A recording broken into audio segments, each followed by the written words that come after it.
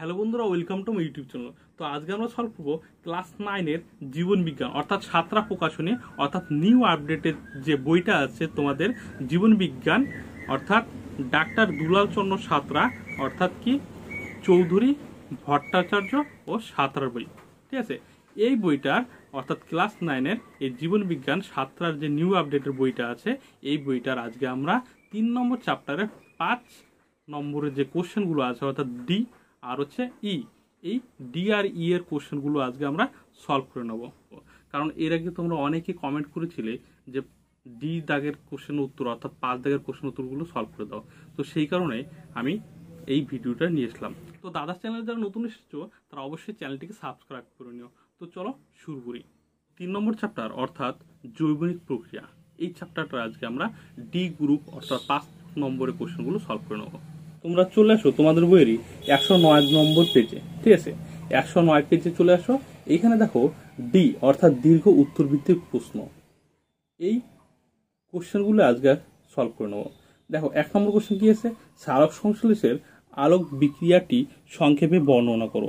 এই কোশ্চেনের উত্তরটা আমরা 56 অর্থাৎ 56 নম্বর পেজে পেয়ে যাব। দেখো তোমরা তোমাদের বইয়েরই 56 নম্বর পেজে চলে আসো। এইখানে সবার প্রথমে পয়েন্ট করে নেবে সালোক সংশ্লেষে আলোক বিক্রিয়ার বর্ণনা। এইখানে পয়েন্ট করে নেবে সালোক সংশ্লেষে আলোক বিক্রিয়া বর্ণনা। আর কোশ্চেন উত্তরগুলো যে সলভ করছি এটা অবশ্যই তোমরা কিন্তু খাতা নিয়ে বসো আর সঙ্গে সঙ্গে নোট করে নাও। ঠিক আছে, কোশ্চেন ধরে ধরে উত্তর যেভাবে বলছি সেইভাবে তোমরা উত্তরগুলো লিখে নাও। ঠিক আছে, তাহলে পরে কী হবে, পড়তে সুবিধা হবে। আর শুধু উত্তরটা যেন বইয়ের মধ্যেই না থাকে, সেটার জন্য খাতার মধ্যে উঠে। ঠিক আছে, খাতার মধ্যে উঠলে তোমাদের পড়তে সুবিধা, সেই অনুযায়ী তো কোশ্চেনগুলো নোট ডাউন করে নিও। এবার তাহলে কি বললাম, পয়েন্ট করবো হচ্ছে সালোক সংশ্লেষে আলোক বিক্রিয়ার বর্ণনা। ঠিক আছে, এবার এইখান থেকে লেখা শুরু করবে, এই দাগ দিয়ে লিখবে সূর্যালোক আবদ্ধকরণ। তো এইখানে যা আছে লিখে নেবে। ঠিক আছে, তারপর চলে আসবে বি দাগ, কি আছে ক্লোরোফিল সক্রিয়করণ, এই পয়েন্টটা করবে। তারপরে এইখানে যেটুকু লেখা আছে সেটুকু লিখে নেবে। ঠিক আছে, তারপর চলে আসবে সি দাগ, সি দাগ লিখবে জলের আলোক বিশ্লেষণ। তারপরে সি দাগে যা আছে এখানে সম্পূর্ণটা লিখে নেবে। ঠিক আছে, তারপরে তোমরা ডি দাগের পয়েন্ট করে নেবে, ডি দাগের পয়েন্ট করে যেটুকু আছে লিখে নেবে। তারপর চলে আসবে হচ্ছে ই দাগ, ই দাগের যে পয়েন্ট আছে ই দাগের পয়েন্টটা যেভাবে আছে লিখে নেবে, সঙ্গে কিন্তু বিক্রিয়া অবশ্যই দেবে। এবার চলে আসবে হচ্ছে ই দাগ, ই দাগের যে পয়েন্টটা আছে সেটাও তোমরা লিখে নেবে। ঠিক আছে, এই যে ই দাগ তো বললাম কি অক্সিজেন ও উৎপাদক। এবার আমরা এফ দাগ বলবো, সেটা হচ্ছে কি ফটোফসফোরাইলেশন। তো এই পয়েন্টের ভিত্তিতে যেটুকু লেখা আছে সেটুকু লিখবে, সঙ্গে ডিগ্রিটা দিয়ে দেবে। ঠিক আছে, তো এইভাবে কোশ্চেন উত্তরটা সলভ করে নেবে। তো এখানে অনেক বড় দেওয়া আছে, তোমরা তোমাদের স্যার যে ক্লাসের যে স্যার আছে তাকে অবশ্যই জিজ্ঞাসা করে নেবে যে কোনটুকু লিখলে তোমাদের ফুল মার্কস দেবে। তো সেই অনুযায়ী তোমরা লিখে নেবে, কিন্তু উত্তরটা এইটুকুই। ঠিক আছে, তো এইখান থেকে কতটা ছোট করতে হবে বা কতটা ছোট করে লিখলে তোমাদের স্যার ফুল মার্কস দেবে সেটা অবশ্যই স্যারকে জিজ্ঞাসা করে নেবে। এবার আমরা নেক্সট কোশ্চেনে চলে আসবো। তো তোমরা এই পর্যন্ত লিখবে, অর্থাৎ 56 পেজ থেকে শুরু, 57 পেজে শেষ। ঠিক আছে, 56 পেজে এ দাগ থেকে শুরু আর 57 থেকে এফ দাগ পর্যন্ত শেষ। ঠিক আছে, তো এই পর্যন্ত হচ্ছে এই কোশ্চেনটার উত্তর ছিল। এবার তোমরা 2 দাগ অর্থাৎ সালোক সংশ্লেষে ক্লোরোফিল ও সূর্যালোকের ভূমিকা ব্যাখ্যা করো। তো এই কোশ্চেনের উত্তরটা আমরা সলভ করবো। এই কোশ্চেনের উত্তরটা আমরা 54 থেকে 55 নম্বর পেজের মধ্যে পেয়ে যাবো। দেখো সালোক সংশ্লেষে ক্লোরোফিলের ভূমিকা তোমরা এই পয়েন্টটা করে এইখান থেকে এখানে লিখে নেবে, এইটুকু লিখে নেবে। এটা তোমাদের 55 নম্বর পেজে আছে। ঠিক আছে, তো এইখানে যা আছে হুবহু একই রকম লিখে নেবে। ঠিক আছে, কি লিখবে, সবার প্রথমে পয়েন্ট করবে সালোক সংশ্লেষে ক্লোরোফিলের ভূমিকা, পয়েন্ট করে তার আন্ডারে লিখবে ক্লোরোফিল সূর্যালোকের অদৃশ্য ফোটন কণা কোয়ান্টাম শোষণ করে সক্রিয় হয় এবং শোষিত জলকে হাইড্রোজেন এবং হাইড্রক্সিল আয়নে বিশ্লিষ্ট করে। সুতরাং সালোক সংশ্লেষে ক্লোরোফিলের ভূমিকা হলো সৌরশক্তি শোষণ করে সেই শক্তিকে রাসায়নিক শক্তিতে পরিণত করা এবং জলে আয়নীকরণ ঘটানো। তো এইখান থেকে এটুকু লিখবে, প্রথম পয়েন্ট করবে সালোক সংশ্লেষে ক্লোরোফিলের ভূমিকা, তারপরে এখান থেকে এটুকু লিখে নেবে। ঠিক আছে, এবার নেক্সট যে পয়েন্টটা ছিল সেটা হচ্ছে সালোক সংশ্লেষে সূর্যালোকের ভূমিকা। ওটা হচ্ছে তোমাদের 54 নম্বর পেজে উত্তরটা আছে।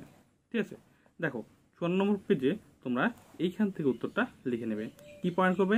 সালোক সংশ্লেষে সূর্যালোকের ভূমিকা, এইভাবে পয়েন্ট করবে। দ্বিতীয় পয়েন্ট করার পর তারপরে তার আন্ডারে তোমরা লিখে নেবে 1 নম্বর দিয়ে কি ক্লোরোফিল কণাকে সক্রিয় করা এবং সালোক সংশ্লেষ প্রক্রিয়ায় প্রয়োজনীয় শক্তি প্রদান করা।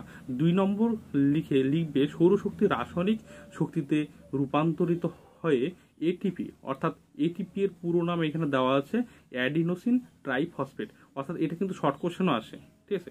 এটিপি এর পুরো নাম কি, এই কোশ্চেনটা খুব ভালো করে পড়ে নেবে। তারপর লিখবে অণুর মধ্যে আবদ্ধ হয়, 2-3 দাগ করে লিখবে রাসায়নিক শক্তি এটিপি সালোক সংশ্লেষ প্রক্রিয়ায় শক্তি যোগান দেয় এবং শর্করা জাতীয় খাদ্যের মধ্যে স্থৈতিক শক্তিরূপে বর্তমান থাকে। 4 দাগে লিখবে সৌরশক্তি কোষস্তর কি এডিপি, অর্থাৎ এটিপি এর পুরো নামও কিন্তু কোশ্চেনে আসে পরীক্ষায় শর্ট কোশ্চেন হিসাবে। এর পুরো নাম হচ্ছে অ্যাডিনোসিন ডাইফসফেট, ঠিক আছে। কে উচ্চ শক্তি সম্পন্ন এটিপিতে পরিণত হতে সহায়তা করে।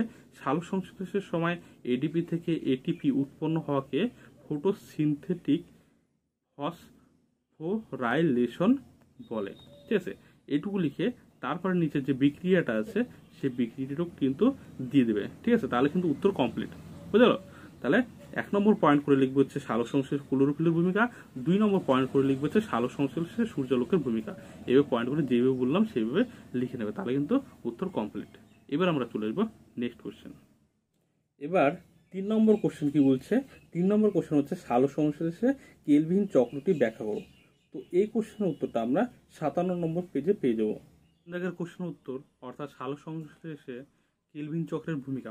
তো তোমরা এইখান থেকে লেখা শুরু করবে, ঠিক আছে। এখানে যা আছে একদম হুবহু একই রকম লিখে নেবে, ঠিক আছে। তারপর এইখান থেকে লেখা শুরু করে তোমরা ডি দাগ পর্যন্ত, অর্থাৎ এই পর্যন্ত লিখে নেবে, ঠিক আছে। তো এটা হচ্ছে তোমাদের 57 নম্বর পেজ। তো যেটুকু বললাম হুবহু লিখে নিলেই উত্তর কমপ্লিট।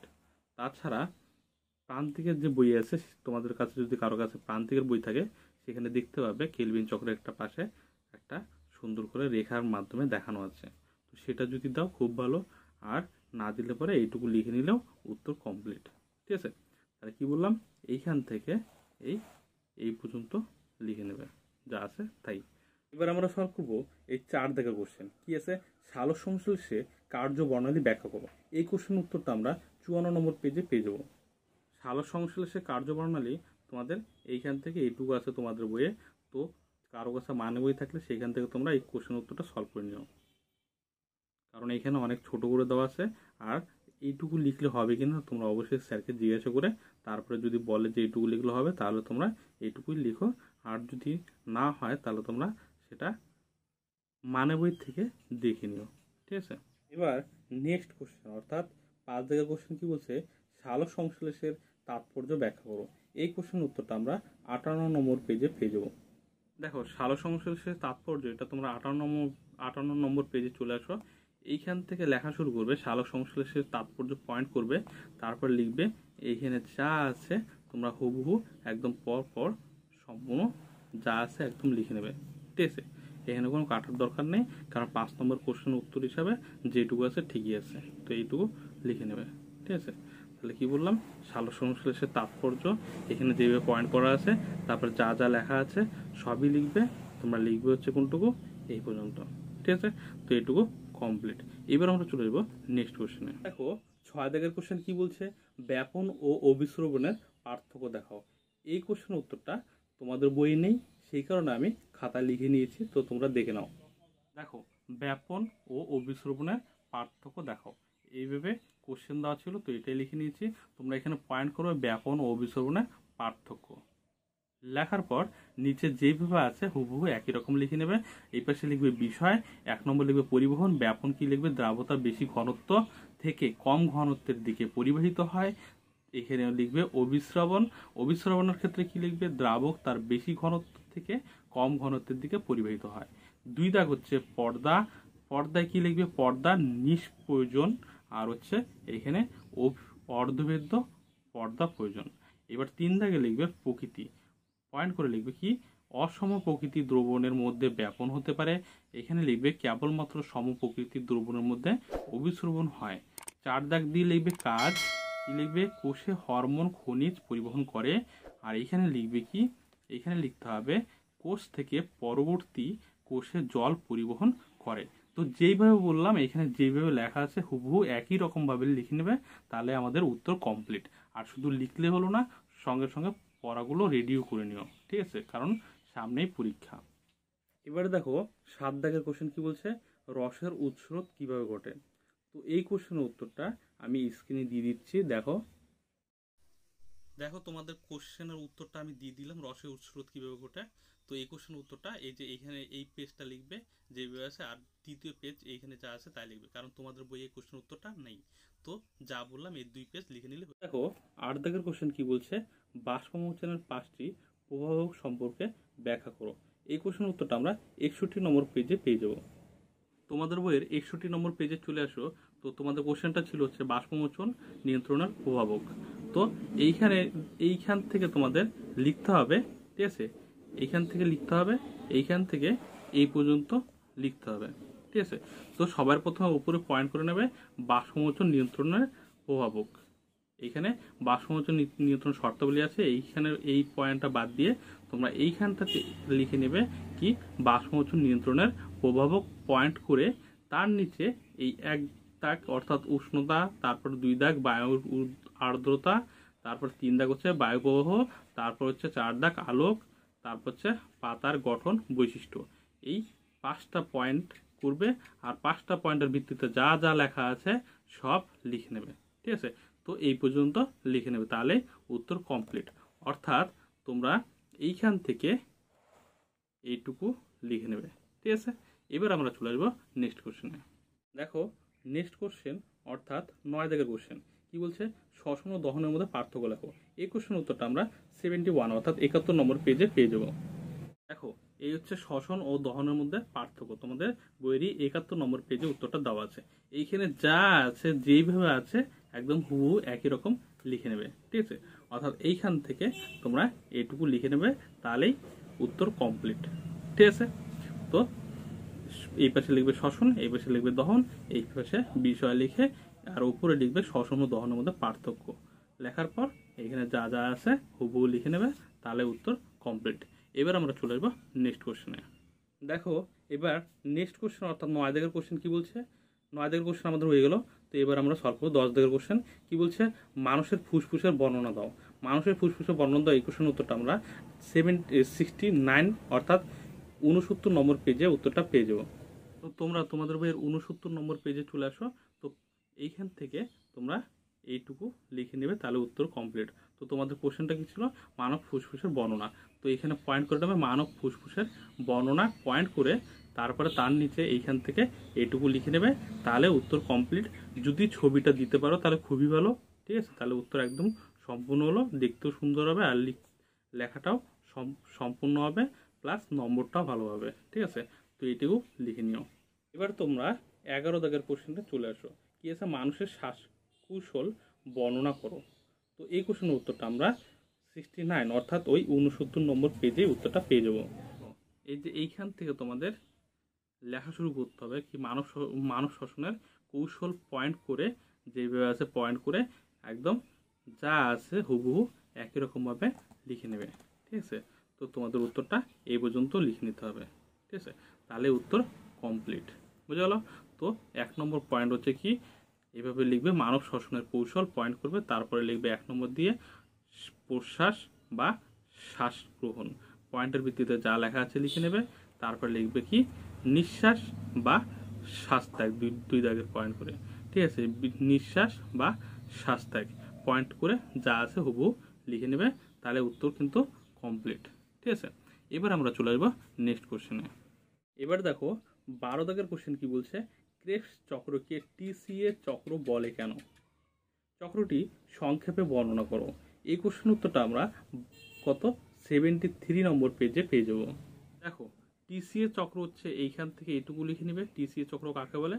তো প্রথমে পয়েন্ট করবে টিসিএ চক্র, এখানে পয়েন্ট করে নেবে টিসিএ চক্র খাতার মধ্যে, কিন্তু টিসিএ পয়েন্ট টিসিএস চক্র পয়েন্ট করে তার আন্ডারে লিখবে ক্রেবস চক্রে উৎপাদিত বিভিন্ন জৈব অ্যাসিডগুলির মধ্যে প্রথম উৎপাদিত দ্রব্য সাইট্রিক অ্যাসিড হওয়ায় এই চক্রকে সাইট্রিক অ্যাসিড চক্র বলে।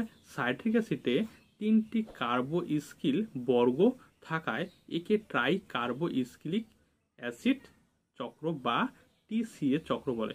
অবশ্য এইখানে শর্ট কোশ্চেন হিসেবে এটাও থাকতে পারে যে টিসিএ চক্র কি, ওই শর্ট কোশ্চেন হিসাবে 1 নম্বর কোশ্চেন হিসেবে থাকতে পারে। তো টিসিএ চক্র পুরো নাম কি যদি কোশ্চেন থাকে তাহলে তোমরা এইটা লিখে নেবে কি ট্রাই কার্বোস্কিলিক অ্যাসিড চক্র। আচ্ছা যাই হোক, আমি বলছিলাম কি কোশ্চেনটা কি ছিল, টিসিএ চক্র কি, তোমাদের কোশ্চেন যেটা ছিল টিসিএ চক্র কি তার কি টিসিএ চক্রটা বর্ণনা করতে বলছিল। তো টিসিএ চক্র এখানে পয়েন্ট করবে, তারপরে এখান থেকে এটুকু লিখে নেবে। এবার তারপরে পয়েন্ট করবে হচ্ছে টিসিএ চক্রের বর্ণনা, ঠিক আছে। এবার সেটা পয়েন্ট করে এইখান থেকে তোমরা এইটুকু লিখে নেবে, যা আছে হুবহু লিখে নিলেই উত্তর কমপ্লিট। এখানে কিন্তু কোনো কাটা ছাটার কোনো দরকার নেই, ঠিক আছে। আর এর আগে যে বড় বড় কোশ্চেনগুলোর উত্তরগুলো বললাম সেগুলো যদি তোমরা একটু ছোট করে নিতে চাও তাহলে অবশ্যই তোমাদের শিক্ষক মহাশয়কে জিজ্ঞাসা করে তারপরে কিন্তু ছোট করে নিও, কারণ নিজে নিজে ছোট করে নিলে কেননা যেটা মেন গুরুত্বপূর্ণ বিষয় সেটাই কেননা বাদ যায়, ঠিক আছে। তো সেই কারণে কি করবে, শিক্ষক মহাশয়কে অবশ্যই জিজ্ঞাসা করে নেবে যে কোনটুকু লিখলে ভালো হয়। কারণ তুমি যদি লিখতে গেলে ছোট করে নিতে গেলে তারপর কেননা যেটুকু বাদ দিলে সেটুকুর জন্য তোমাদের ফুল মার্কস পেলে না। সেই কারণে স্যারকে অবশ্যই জিজ্ঞাসা করে নিতে হবে যে আমি স্যার কোনটুকু লিখবো, কোনটুকু লিখলে ভালো হয়। এখন তোমাদের উত্তর তো সলভ করে দিলাম, অর্থাৎ বের করে দিলাম, তো কোন জায়গায় উত্তরগুলো আছে তো সেটা তোমরা স্যারকে জিজ্ঞাসা করে নেবে যে স্যার এটুকু লিখলে কি ভালো হবে, সেখান থেকে বা এখান থেকে কোনটুকু লিখলে ভালো হবে সেটা জিজ্ঞাসা করে নেবে। তাহলে স্যার তোমাদের সেই অনুযায়ী বলে দেবে যে এইটুকু বা এখান থেকে তোমাদের এইটুকু বাদ দিলে ভালো হবে, ঠিক আছে। আমি এর আগে যে বড় বড় কোশ্চেনগুলো সলভ করলাম সেগুলো কথা বলছি, ঠিক আছে। কারণ অত বড় বড় লেখা তো আর সম্ভব না, তো সেই অনুযায়ী শিক্ষক মহাশয়কে অবশ্যই জিজ্ঞাসা করে নেবে। তো তোমাদের সেই হিসাবে তোমাদের স্যার সাজেস্ট করবে যে কোনটুকু রাখা ভালো। তো সেই অনুযায়ী স্যার যখন বলবে তো স্যারই তো তোমাদের পরীক্ষার খাতা নম্বরটা দেবে, তাই তো। তো সেই অনুযায়ী স্যার অবশ্যই তোমাদের ভালো সাজেস্ট দেবে, ঠিক আছে। এবার আমরা চলে আসবো নেক্সট কোশ্চেনে। 13 দাগের কোশ্চেনটা কি বলছে, গ্লাইকোলাইসিস কাকে বলে, এর পর্যায়গুলি সংক্ষেপে লেখো। তো গ্লাইকোলাইসিস কাকে বলে এই কোশ্চেন উত্তরটা আমরা 72 নম্বর পেজে পেয়ে যাবো। আর এর পর্যায়গুলি সম্পর্কে ব্যাখ্যা করে লেখো, এটা আমরা 73 নম্বর পেজে পেয়ে যাবো। তো চলো দেখো, তোমাদের কোশ্চেন ছিল হচ্ছে গ্লাইকোলাইসিস কাকে বলে। তো সবার প্রথমে এইভাবে পয়েন্ট করে নেবে গ্লাইকোলাইসিস, পয়েন্ট করার পর ওই পয়েন্টের ভিত্তিতে লিখে নেবে এইখানে যেভাবে লেখা আছে কি গ্লাইকোলাইসিস, পয়েন্ট করার পর লিখবে শ্বসনের প্রথম পর্যায়ে যে প্রক্রিয়া কোষের সাইটোপ্লাজমে গ্লুকোজ অণু বিভিন্ন উৎসেচকের প্রভাবে আংশিকভাবে জারিত হয়ে 2 অণু পাইরুবিক অ্যাসিড এবং 2 অণু এটিপি উৎপন্ন করে তাকে গ্লাইকোলাইসিস বলে। তো এইখান থেকে এটুকু লিখে নেবে, প্রথম কোশ্চেন উত্তর এটুকু, ঠিক আছে। তো কোশ্চেনটা ছিল গ্লাইকোলাইসিস কি, তো গ্লাইকোলাইসিস পয়েন্ট করবে, তারপরে এখান থেকে এটুকু লিখে নেবে। তাহলে প্রথম কোশ্চেন উত্তর সলভ হলো। এবার আমরা চলে আসবো দ্বিতীয় কোশ্চেন। দ্বিতীয় কোশ্চেনটা কি ছিল, গ্লাইকোলাইসিসের পর্যায়গুলি কি। তো পয়েন্ট করে নেবে গ্লাইকোলাইসিসের পর্যায়, এখানে পয়েন্ট করে নেবে গ্লাইকোলাইসিসের পর্যায়। এটা কিন্তু এখানে না, তোমরা পয়েন্ট করবে হচ্ছে খাতার মধ্যেই। তো গ্লাইকোলাইসিসের পর্যায় পয়েন্ট করে এইখান থেকে এইখানে যেই পর্যন্ত আছে যা যা আছে এখানটাতে সম্পূর্ণই লিখে নেবে, ঠিক আছে। তো এখানে পয়েন্ট করবে গ্লাইকোলাইসিসের পর্যায়, তারপরে এইখান থেকে এইটুকু লিখে নেবে, তাহলে কি উত্তর কমপ্লিট। এইখান থেকে এইটুকু লিখবে আর এখানে পয়েন্ট করবে গ্লাইকোলাইসিসের পর্যায়, ঠিক আছে। তাহলে কি বললাম, গ্লাইকোলাইসিসের পর্যায় পয়েন্ট করে এইখান থেকে এইটুকু লিখে নেবে, তাহলে কিন্তু উত্তর কমপ্লিট, ঠিক আছে। এবার আমরা চলে আসবো নেক্সট কোশ্চেনে। আর আমি তোমাদের এটা ডিটেলস এই কারণে বললাম না, কারণ ভিডিওটা অনেক লং হয়ে যাবে, তখন তোমাদের দেখতে বোরিং লাগবে, ঠিক আছে। তো তাহলে যেটা বললাম সেই অনুযায়ী লিখে নিও। এবার দেখো 14 থেকে কোশ্চেনটা কি বলছে, কোন জাতীয় খাদ্য প্রাণীদেহে নাইট্রোজেন চাহিদা পূরণ করে। উত্তর হচ্ছে এখানে আমি সুন্দর করে ছোট করে লিখে দিয়েছি, দেখো প্রোটিন। কি কোন জাতীয় খাদ্য প্রাণীদেহে নাইট্রোজেনের চাহিদা পূরণ করে, প্রোটিন। অরফ্লাই ওকার টয়রসি ন, প্রোটিন, ঠিক আছে। এবার নেক্সট কোশ্চেন ওর সঙ্গে কি আছে, ওই জাতীয় খাদ্যের তাপন মূল্য কত।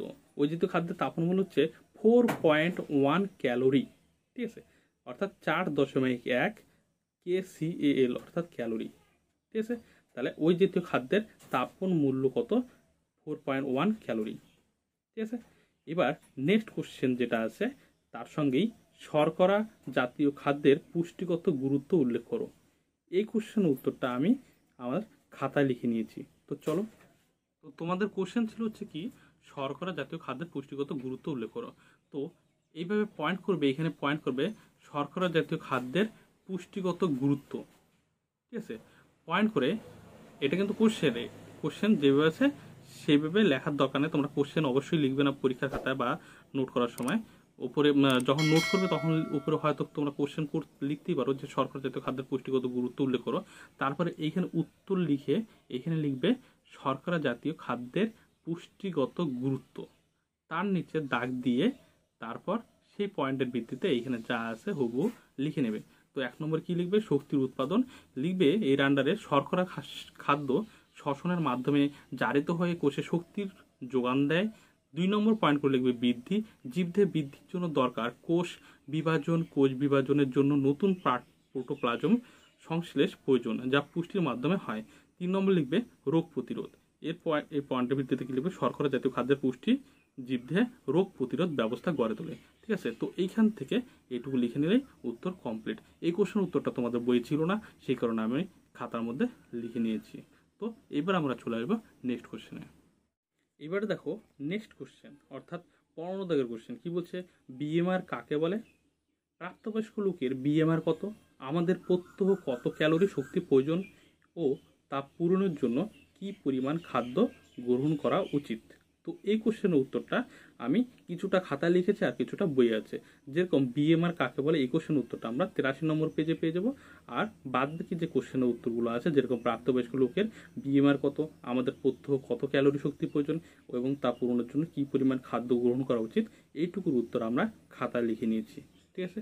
তো চলো প্রথম কোশ্চেনের উত্তরটা আমরা সলভ করি 83 নম্বর পেজে। তোমাদের প্রথম কোশ্চেনটা ছিল বিএমআর কি? তো বিএমআর অর্থাৎ হচ্ছে বেসাল মেটাবলিক রেট, ঠিক আছে? অর্থাৎ তোমাদের এখান থেকে এই কোশ্চেনটাও কিন্তু আসে শর্ট কোশ্চেনে যে বিএমআর এর পুরো নাম কি, তখন তোমাদের লিখতে হবে বেসাল মেটাবলিক রেট, ঠিক আছে? আর তোমাদের এখন যে কোশ্চেনটা বললাম, অর্থাৎ তোমাদের বই যে কোশ্চেনটা ছিল সেটা কি বিএমআর কি, তো তোমরা এইখান থেকে এইটুকু লিখে নেবে, ওপরে পয়েন্ট করে নেবে বিএমআর, ঠিক আছে? তার আন্ডারে লিখবে কোন সুস্থ স্বাভাবিক ব্যক্তির হালকা খাদ্য গ্রহণের 12 থেকে 18 ঘন্টা পর সম্পূর্ণ শারীরিক ও মানসিক বিশ্রামরত অবস্থায় এবং আরামদায়ক পরিবেশে দেহের প্রয়োজনীয় শারীরবৃত্তীয় কার্যসমূহ পরিচালনার জন্য দেহের যে ন্যূনতম তাপশক্তি উৎপন্ন হয় তার হারকে বলা হয় মৌল বিপাকীয় হার বা বেসাল মেটাবলিক রেট বা কি বিএমআর, ঠিক আছে? তো যেটুকু বললাম তোমরা এটুকু লিখে নেবে, তাহলে উত্তর কমপ্লিট, অর্থাৎ এইখান থেকে এটুকু, ঠিক আছে? অর্থাৎ প্রথম কোশ্চেনের উত্তরটা সলভ করা হলো। এবার নেক্সট কোশ্চেনের উত্তরটা হচ্ছে, তো নেক্সট কোশ্চেন কি ছিল? নেক্সট কোশ্চেন হচ্ছে আমাদের প্রত্যহ কত ক্যালোরি শক্তি প্রয়োজন হয়? তো আমাদের কত শক্তি? দেহত্বকের প্রতি বর্গ মিটার আয়তনের জন্য প্রতি ঘন্টায় 40 কিলো ক্যালোরি কি শক্তির প্রয়োজন হয়, ঠিক আছে? এটা আমরা লিখে নেব, বুঝলো? এবার নেক্সট কোশ্চেন হচ্ছে কি তা পূরণের জন্য কি পরিমাণ খাদ্য গ্রহণ করা উচিত?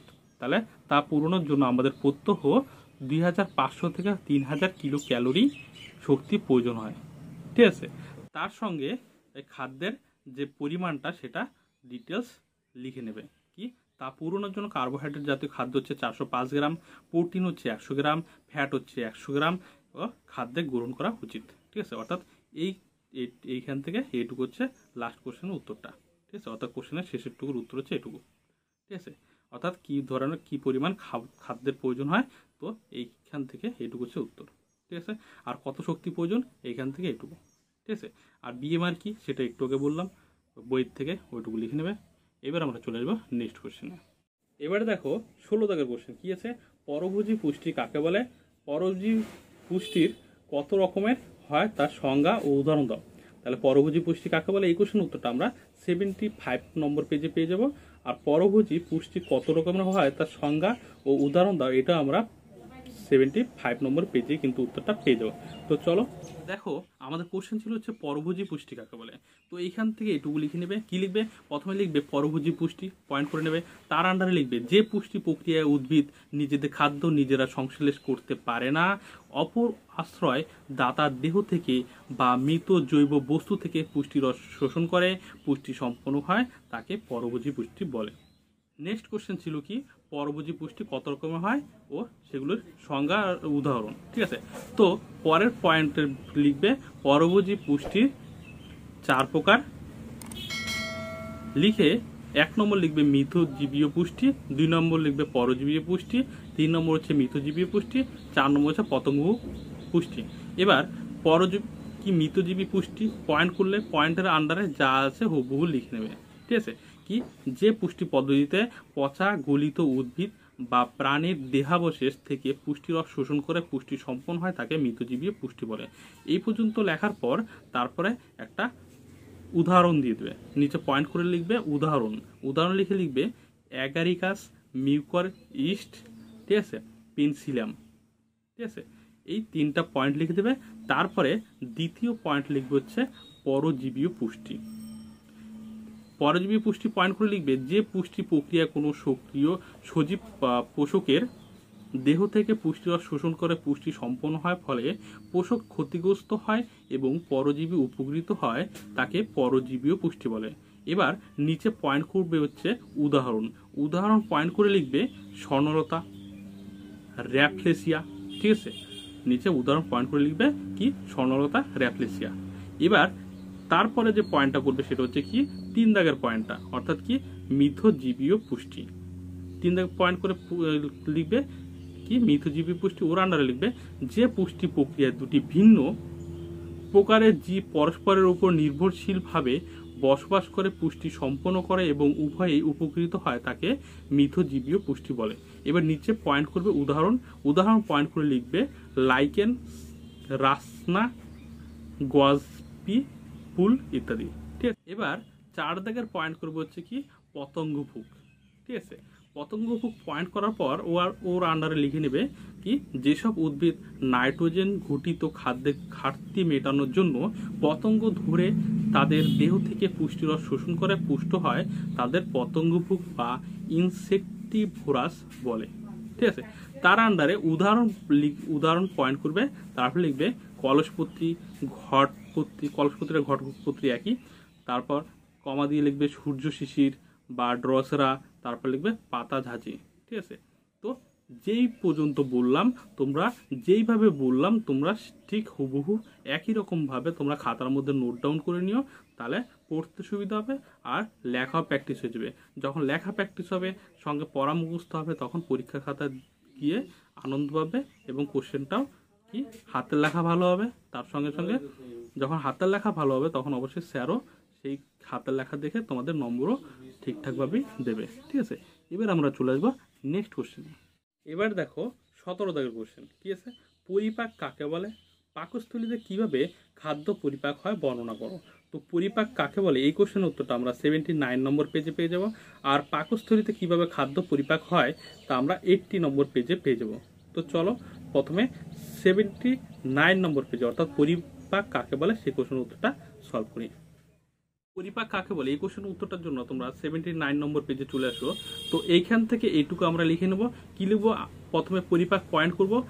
পরিপাক পয়েন্ট করে তার আন্ডারে লিখবো আমরা যেসব জটিল খাদ্য কার্বোহাইড্রেট, প্রোটিন, ফ্যাট গ্রহণ করি তা পরিপাক নালীতে গিয়ে বিভিন্ন উৎসেচকের সাহায্যে সরল খাদ্যে পরিণত হয়।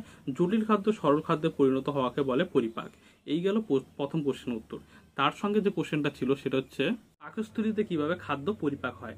তো এই কোশ্চেনের উত্তরটা আমরা এইখান থেকে এইটুকু লিখে নেব, যা আছে হুবহু একই রকম লিখে নেব। শুধু এই যে হলুদ রঙের বা সবুজ রঙের যেটা আছে ছকটা, এটা কিন্তু লিখবো না। ঠিক আছে, তো উপরে পয়েন্ট করব হচ্ছে কি পাকস্থলীতে খাদ্য পরিপাক। পয়েন্ট করার পর এইখান থেকে এইটুকু লিখে নেব, শুধু এই ছকটা লিখবো না। ঠিক আছে, এবার আমরা চলে আসবো নেক্সট কোশ্চেনে। এরপরে দেখো 18 নম্বর কোশ্চেন কি আছে, আরশোলার মুক্ত সংবহন রেখাচিত্রের সাহায্যে ব্যাখ্যা করো। এই কোশ্চেন উত্তরটা আমরা 87 নম্বর পেজে পেয়ে যাবো। তো তোমাদের কোশ্চেন ছিল আরশোলার মুক্ত সংবহনের কি রেখাচিত্রের মাধ্যমে দেখানোর। তো এই ছকটা যে আছে এই ছকটাই তোমরা লিখে নেবে। এটা হচ্ছে কি আরশোলার মুক্ত সংবহন রেখাচিত্র মাধ্যমে দেখানো হয়েছে। ঠিক আছে, তো এই ছকটা লিখে নিলেই উত্তর কমপ্লিট। ঠিক আছে, এবার কেউ যদি চাও যে তার সঙ্গে একটু ডিটেলস লিখবে, তাহলে তোমরা এইটুকু লিখে নিতে পারো, এখান থেকে এইটুকু। ঠিক আছে, কিন্তু তোমাদের যে কোশ্চেন বলেছে সেই কোশ্চেন উত্তর কিন্তু এই ছকটাই। ঠিক আছে, এই ছকটা লিখে নিলেই উত্তর কমপ্লিট। এবার দেখো 19 দাগের কোশ্চেন কি বলছে, মানুষের হৃৎপিণ্ড কিভাবে সংবহন হয় তার চিত্রের সাহায্যে দেখাও। এই কোশ্চেনের উত্তরটা আমরা 97 নম্বর পেজে পেয়ে যাব। ঠিক আছে, তো চলো, তো তোমাদের মানুষের হৃৎপিণ্ড সংবহন কিভাবে হয় সেটা তোমরা চিত্রের মাধ্যমে যেহেতু দেখাতে বলছে, তোমরা এই চিত্রটা যেভাবে আছে যা যা নাম আছে হুবহু একই রকম লিখে দেবে, তাহলে উত্তর কমপ্লিট। ঠিক আছে, ছবিটা আঁকবে আর এই চিহ্নগুলো দেবে, তাহলে আর তার সঙ্গে নামগুলো লিখে নেবে, অর্থাৎ এইখানে ডিটেলস যেভাবে আছে হুবহু একই রকম লিখে নেবে, তাহলে কিন্তু উত্তর কমপ্লিট। ঠিক আছে, অর্থাৎ এই ছবিটা সহকারে নাম সহকারে যা যা আছে সব লিখে নিতে হবে। এবার আমরা চলে যাবো নেক্সট কোশ্চেনে। এবারে কোশ্চেন হচ্ছে 20 দাগের কোশ্চেন কি আছে, ABO গ্রুপ সম্পর্কে সংক্ষেপে আলোচনা করো। তো এই কোশ্চেন উত্তরটা আমরা 91 থেকে 92 নম্বর পেজে পেয়ে যাবো। দেখো তোমাদের বইয়েরই 91 নম্বর পেজে চলে আসো, এই যে ABO এইখান থেকে লেখা শুরু করবে, পরের পেজ অর্থাৎ 92 নম্বর পেজে চলে আসবে। এইখানে যা যা আছে সব একদম ডিটেলস লিখে নেবে। ঠিক আছে, তারপর নিচে আসবে, এই পর্যন্ত লিখে নেবে। শুধু এইখানে ছক যেটা আছে সেটা যদি না দিতে চাও তাও নাও দিতে পারো, কিন্তু দিলে ভালো। ঠিক আছে, তো এই পর্যন্ত লিখে নেবে, তাহলেই উত্তর কমপ্লিট। এবারে আমরা চলে আসবো নেক্সট কোশ্চেন। এবারে কোশ্চেন হচ্ছে 21 দাগের কোশ্চেন, দ্বৈত সংবহন কাকে বলে, পদ্ধতিটি রেখাচিত্রের সাহায্যে ব্যাখ্যা করো। ঠিক আছে, তাহলে দ্বৈত সংবহন কাকে বলে এটা আমরা 97 নম্বর পেজে উত্তরটা পেয়ে যাবো। দ্বৈত সংবহন কাকে বলে এই উত্তরটা তোমরা 97 নম্বর পেজে চলে আসো। প্রথমে পয়েন্ট করবে দ্বৈত সংবহন, পয়েন্ট করার পর তার আন্ডারে লিখে নেবে সিস্টেমিক সংবহন ও পালমোনারি সংবহনকে একত্রে দ্বি সংবহন বা দ্বৈত সংবহন বলে। তো এটুকু উত্তর লিখে নিলেই উত্তর কমপ্লিট। এবার আমরা চলে যাবো নেক্সট কোশ্চেন। নেক্সট কোশ্চেন অর্থাৎ ওই কোশ্চেনের সঙ্গে যে কোশ্চেনটা ছিল সেটা হচ্ছে দ্বৈত সংবহনের কি রেখাচিত্রের মাধ্যমে বর্ণনা করতে বলছে। তো এই যে যে ছকের মধ্যে যা আছে যেভাবে আছে যেভাবে রেখাচিত্রের মাধ্যমে দেখানো আছে এরকমই হুবহু একই রকমভাবে লিখে নেবে, তাহলে উত্তর কমপ্লিট। ঠিক আছে, অর্থাৎ এই ছকটা হচ্ছে দ্বিতীয় কোশ্চেনের উত্তর, অর্থাৎ ওই কি দ্বৈত সংবহনের সঙ্গে যে দ্বিতীয় কোশ্চেন অর্থাৎ দ্বৈত সংবহনের রেখাচিত্রের মাধ্যমে বর্ণনা করতে বলছে সেটা এটা। ঠিক আছে, এবার আমরা চলে যাবো নেক্সট কোশ্চেন।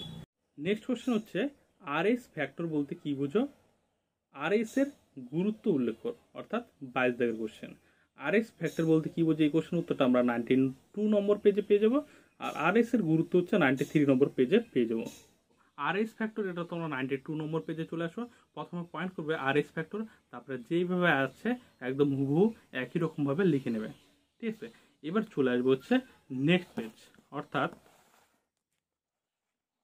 93 নম্বর পেজে। এইখানে যেভাবে আছে লিখে নেবে। পরের যে পয়েন্টটা ছিল অর্থাৎ পরের যে কোশ্চেনটা ছিল RS এর গুরুত্ব, তো RS এর গুরুত্ব পয়েন্ট করে এখানে যা আছে হুবহু একই রকম লিখে নেবে, এই পর্যন্ত লিখবে, তাহলে উত্তর কমপ্লিট। ঠিক আছে, নেক্সট কোশ্চেন অর্থাৎ 23 দাগের কোশ্চেন কি বলছে, হৃৎপিণ্ডে লম্বচ্ছেদের চিত্রটি চিত্রাঙ্কন করো। এই কোশ্চেন উত্তরটা আমরা 97 নম্বর পেজে উত্তরটা পেয়ে যাব। তো চলো, কোশ্চেন ছিল কি হৃৎপিণ্ডের লম্বচ্ছেদের চিত্র। তো হৃৎপিণ্ডের লম্বচ্ছেদের চিত্র কিন্তু এই চিত্রটাই অঙ্কন করতে হবে। ঠিক আছে, কিন্তু তোমাদের ওইখানে কোশ্চেন থাকবে হয়তো যে হৃৎপিণ্ডের লম্বচ্ছেদের চিত্র অঙ্কন করো, যে কোনো যে যে নাম উল্লেখ করা থাকবে, মনে করো 4-5টা নাম এইখানকার মধ্যে 4-5টা নাম দিয়ে দিল, সেই নামগুলো সেই ছবিতে তোমাদের নামগুলো উল্লেখ করতে বললো, তখন তোমাদের শুধু সেই নামগুলোই উল্লেখ করতে হবে। ঠিক আছে, যতটা সম্ভব সবগুলো নাম উল্লেখ করা থাকবে না। ঠিক আছে, 4-5টা বা 7-8টা নাম উল্লেখ করা থাকবে, সেই নামগুলোই তোমাদের ছবি এঁকে সেই নামগুলো দেখাতে হবে। ঠিক আছে, যে নামগুলো কোশ্চেনের মধ্যে উল্লেখ করা থাকবে অর্থাৎ পরীক্ষার খাতায়। কিন্তু সেজন্য তোমাদের টোটাল নামগুলোই মনে রাখতে হবে। সেজন্য খাতায় যখন তোমরা এই কোশ্চেনের উত্তরটা নোট করবে তখন কিন্তু সবকটা নামই লিখবে, আর ছবিটাও সুন্দর করে এঁকে নেবে। আর ছবিটা কিন্তু বারবার প্র্যাকটিস করবে, কারণ জীবন বিজ্ঞানের যে ছবি বা ছবি বারবার প্র্যাকটিস না করলে কিন্তু ভুলে যাবে। ঠিক আছে, তাহলে এবার আমরা চলে আসবো নেক্সট কোশ্চেন। নেক্সট কোশ্চেন অর্থাৎ 24 দাগের কোশ্চেন কি আছে, রেচনের যকৃৎ এবং চর্মের ভূমিকা আলোচনা করো। এই কোশ্চেন উত্তরটা আমরা 105 নম্বর পেজে পেয়ে যাব। কোশ্চেনটা ছিল রেচনে যকৃতের ভূমিকা। তো প্রথমে পয়েন্ট করবে রেচনের যকৃতের ভূমিকা, পয়েন্ট করে এখানে যা আছে একই রকম লিখে নেবে। কি যকৃতের মধ্যে হিমোগ্লোবিন বিশিষ্ট হয়ে বিলিরুবিন, ভার্ডিন, লেসিথিন প্রভৃতি রেচন পদার্থ সৃষ্টি করে। এইসব রেচন পদার্থ পিত্তরসের মাধ্যমে অন্ত্রে আসে এবং মলের সাহায্যে দেহ থেকে নির্গত হয়। যকৃতে অ্যামোনিয়া থেকে ইউরিয়া উৎপন্ন হয় কি অর্নিথির চক্রের মাধ্যমে, এছাড়া মূত্রের সাহায্যে অতিরিক্ত কি কোলেস্টেরল নির্গত হয়। এবার দ্বিতীয় যে পয়েন্টটা ছিল সেটা হচ্ছে কি রেচনে চর্মের ভূমিকা। এইখান থেকে এইটুকু লিখে নেবে। আর আগের যে রেচনের যকৃতের ভূমিকা সেই কোশ্চেনের উত্তরটার জন্য তোমরা এই পাশে কিন্তু এই অর্থাৎ রেচনের যকৃতের ভূমিকা পয়েন্ট করে তারপরে এইখান থেকে এইটুকু লিখবে, পাশে সুন্দর করে ছবিটাও এঁকে নেবে। ঠিক আছে, অর্থাৎ যেরকম কালার করা আছে সেরকম করার দরকার নেই, কাঠ পেন্সিল দিয়ে নর্মালি একটু এঁকে নেবে আর পাশে এই নামগুলো উল্লেখ করে দেবে, তাহলে কিন্তু উত্তরটা কিন্তু এটা সম্পূর্ণ হবে। ঠিক আছে, আর উত্তরটা কমপ্লিট হবে, তাহলে তোমাদের 13 নম্বর ভালো দেবে, তাই তো। এবার চলে আসবে হচ্ছে পরের যে পয়েন্টটা ছিল রেচনের চর্মের ভূমিকা। তোমরা রেচনের চর্মের ভূমিকা পয়েন্ট করবে, তারপরে এখানে যে লেখা আছে চর্মে অবস্থিত তার আন্ডারে লিখবে চর্মে অবস্থিত ঘর্ম গ্রন্থি থেকে যে ঘাম নিঃসৃত হয় তার সাহায্যে দেহের অতিরিক্ত জল, খনিজ লবণ এবং কিন্তু পরিমাণ অ্যামোনিয়া ও ইউরিয়া নির্গত হয়। চর্মের মাধ্যমে সামান্য পরিমাণ CO2 অর্থাৎ কার্বন ডাই গ্যাস ব্যাপন প্রক্রিয়া দেহের বাইরে নির্গত হয়।